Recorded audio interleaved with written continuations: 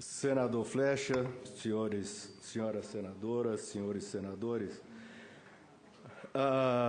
eu gostaria de fazer algumas perguntas. Primeiro, voltando a deixar bem claro que todas as questões que são colocadas aqui não tem nada a ver de pessoal, nem absolutamente nenhuma dúvida sobre a capacidade, o talento e a competência dos senhores embaixadores, apenas um desejo que acho que toda essa comissão tem de informações.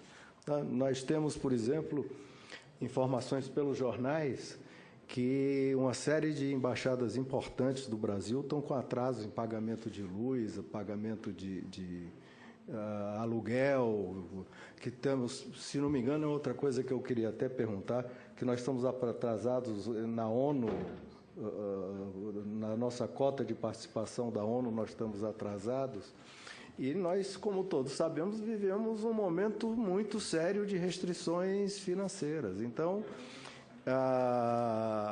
essas informações são importantes para que a gente possa entender, e eu acho que é função nossa tentar entender a política externa brasileira em toda essa amplitude. Como os dados mais visíveis são os comerciais, eu pergunto os dados comerciais, entendendo que existem outras razões culturais, estratégicas, enfim, que devem ser levadas em consideração, mas não significa que não devem ser discutidos, porque senão nós vamos nos limitar, senadora Ana Amélia, senador Lindenberg, senador Lazier, a ficar aqui ouvindo sabatina dos candidatos às embaixadas e elogiando os embaixadores e vamos embora. Aí eu deixo um gravador aqui, a gente deixa um gravador, elogia o desempenho, a competência, o quadro do Itamaraty, a tradição, e pronto, está acabado. Então, é essa questão que nós estamos colocando com toda a clareza. Então, eu começaria com o embaixador Manuel Antônio da Fonseca Couto Gomes Pereira. Isso é nome de mineiro, só podia ser. Perguntando o seguinte, e de novo, senador Lindenberg, só esclarecendo, pena que a senadora não esteja aqui, que a Bósnia, não tenho nada contra a Bósnia, e não fica na África, a Bósnia. A pergunta é o seguinte, é evidente que todos nós conhecemos o sofrimento desse povo envolvido em guerras civis, etc. Mas qual é a perspectiva? Existem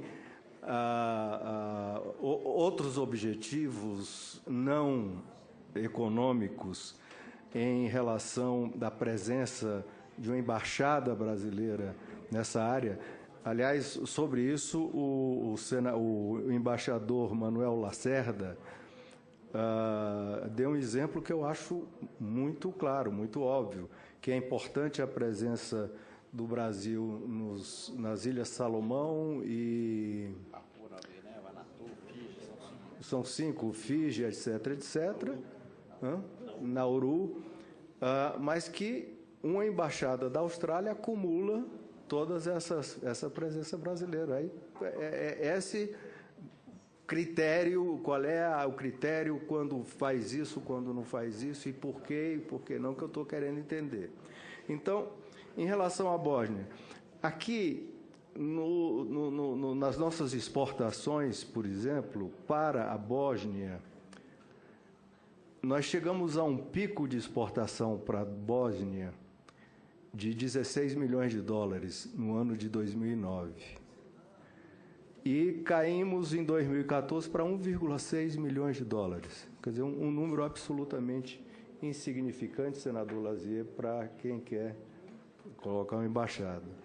E, coincidentemente, me parece que coincide também essa queda com a abertura da embaixada, mais ou menos na mesma época, a abertura da embaixada do Brasil na Bósnia. Quais são o que existe atrás dessa estratégia da abertura? Que potencial Vossa Senhoria entende e vê nessa abertura dessa embaixada? Essa questão que eu queria colocar para o embaixador Manuel Antônio. Mali, uma pergunta também muito parecida. nós tivemos as exportações brasileiras, já chegamos a 10 milhões em 2011, agora em 2014 foi para 5,7 milhões de dólares, um país que Vossa Senhoria, aliás, com uma competência muito impressionante de conhecimento sobre a história e a realidade cultural, étnica, religiosa da região. Existe alguma possibilidade do Brasil exercer um papel de protagonismo no sentido de unificar e pacificar essas várias diferenças e áreas de atrito de todo tipo que existe nessa região? Qual é a perspectiva que nós temos com a Embaixada do Brasil na República do Mali? E na Austrália, evidentemente, é uma embaixada óbvia, não tenho a menor dúvida sobre o trabalho e a competência do senhor embaixador Manuel Lacerda. Gostaria só de entender qual é a natureza das importações, o que é que o Brasil compra e o que é que o Brasil vende para a Austrália. Me parece que as nossas exportações são, em relação ao potencial do país, são muito baixas. Muito obrigado. Senador Tasso Gereissati me fez além de comentar sobre a queda do comércio bilateral, fez uma questão muito interessante sobre a cumulatividade. O problema da Bósnia, cumulatividade com a Bósnia, é um problema muito sério, porque ela é cercada de ex-inimigos, inimigos recentíssimos, a Croácia, a Sérvia e o Montenegro. Então, nós temos embaixada em Belgrado e embaixada em Zagreb. Nós não podemos ter nenhuma dessas duas, seria difícil ter a cumulatividade de Sarajevo com essas duas embaixadas, porque são dois países que estão de olho numa possível implosão da Bósnia. Isso é uma coisa muito clara. Então, nós temos que ter a embaixada na Bósnia. Nós não temos embaixada no Montenegro, que está muito próximo da Sérvia, mas temos que ter uma embaixada na Bósnia, até por razões políticas. Outra coisa, a Bósnia tem sido uma companheira nossa no apoiamento às nossas candidaturas a organismos internacionais. Há pouco nós recebemos a confirmação de que ela nos dará o voto para o professor Zé Graziano na FAO. De maneira que há uma questão política que tem que ser acompanhada. A Bósnia é um país 50% muçulmano.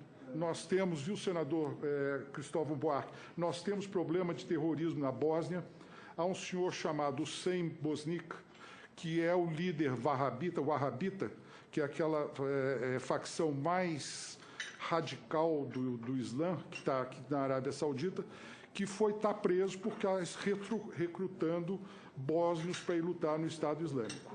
Hoje há cerca de 350 bósnios no Estado Islâmico e já mais de 50 morreram naquela guerra. De maneira que essa é uma coisa que nos preocupa. Os Estados Unidos e a União Europeia patrocinaram uma legislação que hoje vigora em diversos países dali da região de criminalizar o aliciamento de pessoas, de jovens, de pessoas, vamos dizer assim, para lutar em outros países.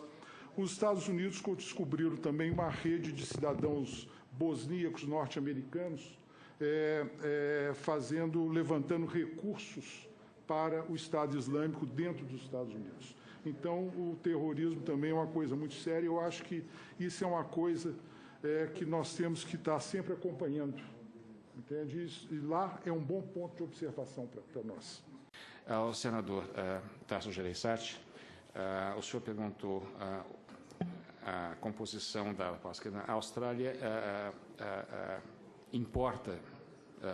exporta para nós combustíveis minerais, ferro fundido, aço, máquinas mecânicas, instrumentos ópticos e fotográficos, máquinas e aparelhos elétricos. Nós exportamos para a Austrália minérios de ferro, máquinas mecânicas, aeronaves e suas partes, café e borracha. Sobre o comentário da importância de tecnologia, na relação de comércio entre o Mercosul e o bloco Austrália-Nova Zelândia, o CER, o Closer Economic Relationship, a participação brasileira é de cerca de 80%, porque a pauta brasileira é composta, em sua maior parte, por produtos de alto valor agregado, aeronaves, máquinas, automóveis, etc. A Argentina, apenas 20%, porque praticamente se limita a commodities.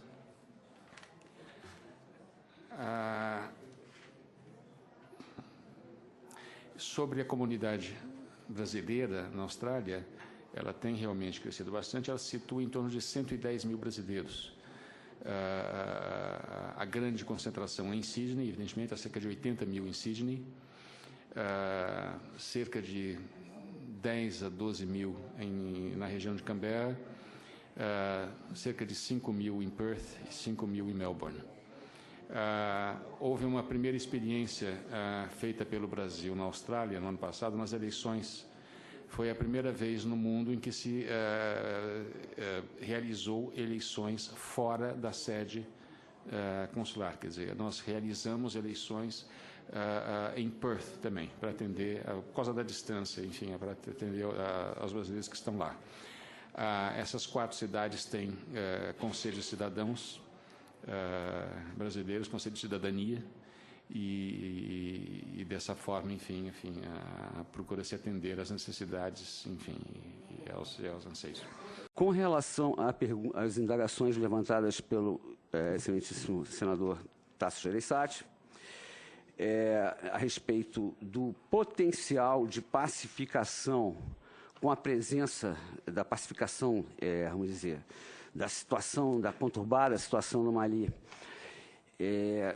diante da possibilidade da embaixada atuar como agente indutor dessa participação, o senhor tem toda a razão. Realmente trata-se de um problema do qual o Brasil, como sociedade multicultural, multiétnica, nós temos essa ilusão de que apenas com a língua portuguesa, falada de norte a sul, que as diferenças regionais não vão jogar um papel dinâmico no sentido de poder afetar, de sabotar essa unidade nacional, que ela é tão, vamos dizer, tão evidente, que, vamos dizer, o brasileiro, em geral, não imagina, o cidadão brasileiro médio não imagina como que um país pode ser contaminado por esse tipo de rivalidades, né, internas que acabam se desenvolvendo. E eu pude perceber isso na Iugoslávia, onde servi, em Belgrado. Foi o meu primeiro posto, participei de toda a Guerra Civil, depois fui mandado de volta, porque eu falava a língua local, para acompanhar os bombardeiros da OTAN. Resumindo, Guiné-Bissau e outros países que eu vi